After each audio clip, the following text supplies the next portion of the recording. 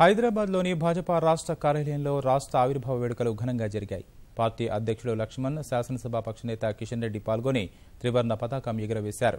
రాష్ట్ర సాధనకు మొక్కవని దీక్షతో కృషి చేశామని, భాజపా ప్రయత్నం వల్లే కళ సాకారమైందని లక్ష్మణ్ పేర్కొన్నారు.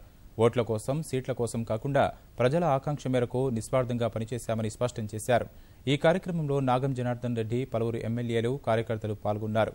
అంతకుముందు నాంపల్లి గన్ పార్క్ అమరవీరుల స్తూపం వద్ద నేతలు నివాళులర్పించారు. అమరవీరుల త్యాగాలను స్మరించుకున్నారు. వారి ఆశయాలను సాధిస్తామంటూ నినాదాలు చేశారు.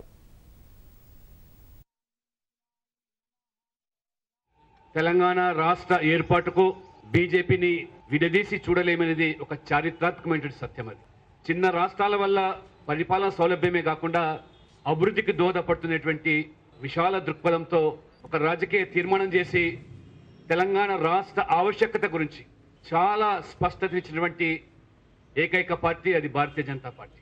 ప్రభుత్వం ముందుకు వచ్చి నిర్వహిస్తే సరే, లేకపోతే భారతీయ జనతా పార్టీ దానికి నేతృత్వం వహించి, నాయకత్వం వహించి గ్రామంలో కూడా, పల్లెల్లో కూడా 17 సెప్టెంబర్ యొక్క తెలంగాణ విమోచన దినోత్సవాలు కూడా వైభవంగా జరుపుకునేదానికి ముందుకు రావాల్సినటువంటి సమయం ఆసన్నమవుతుందని చెప్పి కూడా నేను ఈ సందర్భంగా తెలియజేస్తూ, పార్లమెంటు ముందు మన పార్టీ తరఫున 2 సార్లు బ్రహ్మాండమైనటువంటి ప్రదర్శన నిర్వహించి, ఆ రోజు ఎన్డీఏ భాగస్వామ్య పార్టీల యొక్క సదస్సును కూడా నిర్వహించి తెలంగాణ ఉద్యమానికి, తెలంగాణ ప్రజలకు అండగా దేశంలోని రాజకీయ పార్టీల యొక్క మద్దతును కూడగట్టినటువంటి పార్టీ మన పార్టీ అనేటువంటి ఈ సందర్భంగా మనవిస్తున్నాను.